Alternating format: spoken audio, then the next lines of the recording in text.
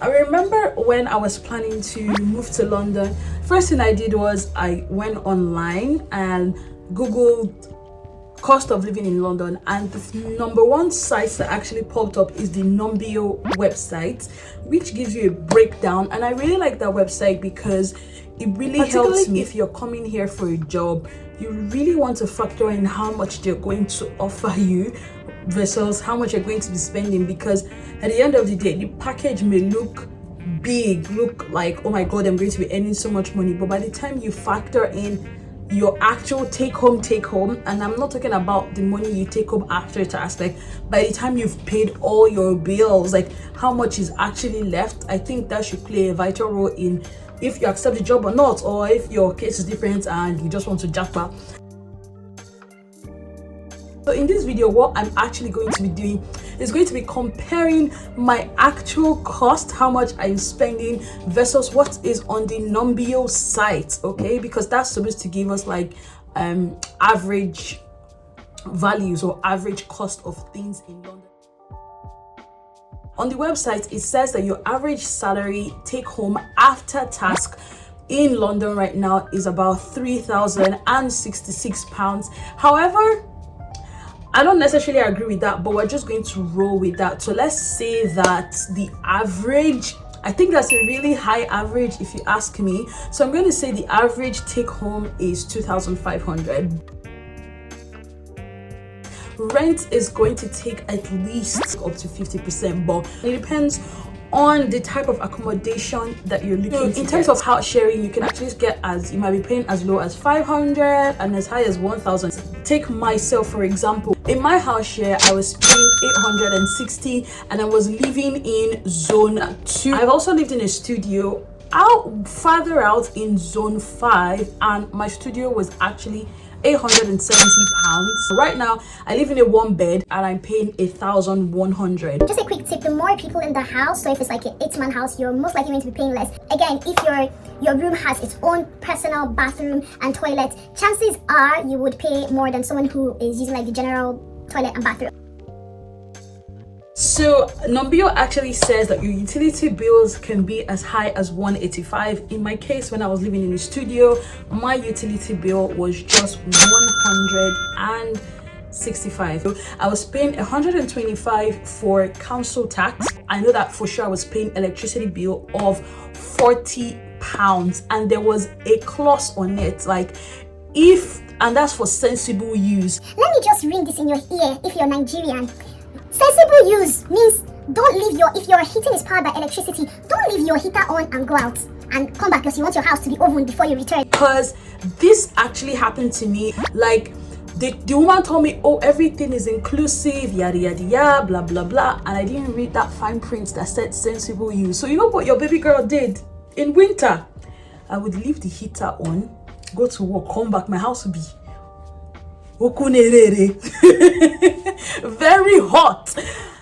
When I was leaving, this woman came and gave me extra bill, and I was like, what? So since then I've been very conscious as a thing. Like sensible use means like literally turn off stuff when you're not using them, because your bills can actually start to fluctuate. And this utility bills actually reduces if you're living in a flat share. If you're going to be sharing other people, you guys are all going to split the bill, so most likely you'll be paying maybe like 100. Oh, phone bills. Now this is dependent on your service provider. Numbeo actually says here that your internet for your phone, unlimited data, could cost you as high as £32. Normally I pay £20 for unlimited data using Smarty. So in case you didn't know, Smarty is a very, very cheap or affordable service provider. Unlimited calls, unlimited text, and unlimited data, and the speed is not capped. Speed is really, really good, and I pay £20 a month. Make sure you talk to the service provider and see if you can get some sort of discount or use some sort of cashback system when you're buying it, okay? Here in the UK, you can get deals on anything. I promise you, you just have to ask. They might not have specifically stated it, but if you call them and try to talk to them, especially if you tell them that, oh, I'm not using your service anymore, they'll usually try to offer you some sort of discount. So that's some way for you to actually save. Numbeo actually says your monthly pass, what you should be spending or what you're most likely to spend is £158. So pre-pandemic, I was living in zone 3 and commuting to zone 6.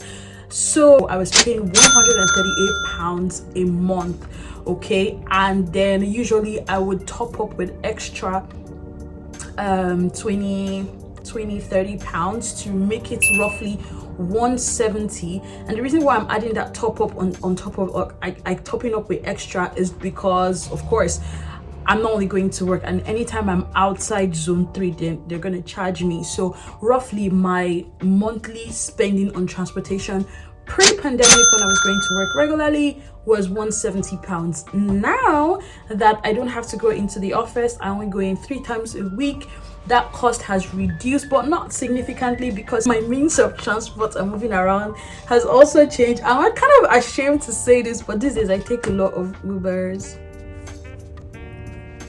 So even with Ubers and all of that, my monthly, I actually checked before making this video, last month I spent 140 on transportation. One thing that actually has helped me significantly reduce my cost right now is having a train card. And a train card is not necessarily for everybody. It depends again on your situation. The reason why I got a train card is because where I live, I don't have access to any tubes. I had to take the train a number of times, and when I did the math, turns out that with a train card I get 30% off my train travels. So that's why I've been using. On Numbeo, they didn't specifically state how much you're going to be spending on food, because again, it depends on every individual and what your lifestyle is like. If you're Nigerian and you like to cook very heavy Nigerian dishes, like, oh my god, you're not going to survive without eating Nigerian food, then let me break it to you, you're going to be spending a lot of money, because Nigerian food is not something you're going to find in all of the grocery stores. On average, what I spend on food is around between £200 to £250, and pre-pandemic I used to spend like £150, and that's because when I was at work I used to get free lunch, so that reduced my cost significantly. But now that I'm starting to cook for myself, plus I want to eat more healthy, and I'm now bougie and I do subscription food. Of course, if you shop only at ALDI, LIDL and ASDA, even ASDA is kind of expensive these days, you can definitely bring this cost down to as low as 150. Numbeo actually says you're gonna pay 44.88 for gym. I think gyms in UK or in London are quite expensive. The one I go to right now is really affordable. It is 27, and that's because I'm paying for premium membership. Again, you don't have to pay for the gym. You can work out in your house and use YouTube videos. Sometimes I cancel my membership and just work out from home when I know that I really need to save up on some cash. You might want to be paying for some subscriptions because you want to watch Netflix, isn't it? You want to order stuff from Amazon, and maybe you need Amazon Prime, you know, and there's just a bunch of other subscriptions. I don't pay for any subscription. I belong to the association of please give me your password to watch Netflix, because I gotta save my coins. So if you can get Netflix for free, do that. Save your coins, people. Save your coins. Like, subscriptions are variables. Like, you don't have to have them. Personally, just watch YouTube. That's all the entertainment you need. Another thing that you might want to be paying for is leisure activities, because all work and no play makes Essie a dull girl and makes Essie not have content. So lately I started going out. Going out in London can be expensive, particularly if you're going to be eating out, or if you're the kind of person who likes to go to the cinemas or go to the movies like I used to be. Not anymore. As I moved to London, I borrowed myself some wisdom, and I don't do that anymore, because a trip to the cinema costs around 20. The minimum you will pay is £20, and that's like including like your popcorn and drink and the ticket. Like, quick hack or trick is never buy the popcorn and drink. Like, personally, they never search my bag, so you might want to put your stuff in your bag and then get the ticket. That way you save cost if you must go to cinema. Else, I don't know, don't go to cinema. Eating out in restaurants, if it's like a really cheap restaurant, you most likely spend like 20-25. Like if it's like pub type food and stuff. If it's like a fancy restaurant, you might be spending up to £60. So personally, what I always budget for like flex and things like that is between 100 to 150 in the months where I plan to travel or do like a day trip. Then the last but not least is clothing. This depends on your taste. If you're the kind of person that you're bougie, you like designer stuff, you're going to spend a lot of money. But I don't think clothing is something that you're going to do every month. I personally don't do it. I do it like seasons, like maybe start of summer, then I'll do like a summer haul or something like that. And if I'm budgeting for a summer shopping or any other seasonal shopping, I'm most likely going to spend between 100 to 150. That's usually the max for me. I try to shop from cheap stores like Shein, Primark, Pretty Little Things. Zara is if I'm really feeling myself. But the hack is to shop from like the expensive stores during sale, so that way you get good value for your money, as opposed to just when there's no sale, everything's getting like full price and super expensive. Let me now break down everything. So this is what my budget looks like for the month, how I've been spending money. But like I mentioned, my rent plus all the bills, because that's how my house comes right now, is 1,100. For transport, I spend an average of 170. Just putting it on the high end right now. For my phone, my internet, I spend 20. For bills, that is utility bills, council tax and all of that stuff, 200. And this 200 I just actually subtracted from my rent, so my rent should be 900, and then bills like 200. Gym 30, that's the average. Food 250.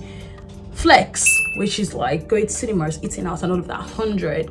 Clothing / miscellaneous, because it's not every month that I'm going to shop, is 100. So yeah, in total what I will spend in a month aside from rent is 870 pounds, which is not too far off from what Nombio said. So that is a very good estimate. However, guys, you can actually spend more and even less than this amount. It all boils down to you and your lifestyle and the places where you want to cut back on. If you really plan out your transportation, if you really plan out your groceries and you're spending like 100 and you don't care for subscriptions and all that fancy stuff, trust me, you could actually be living in London aside from your rent for at least 600 pounds. So guys, I hope you found this video very interesting and informative.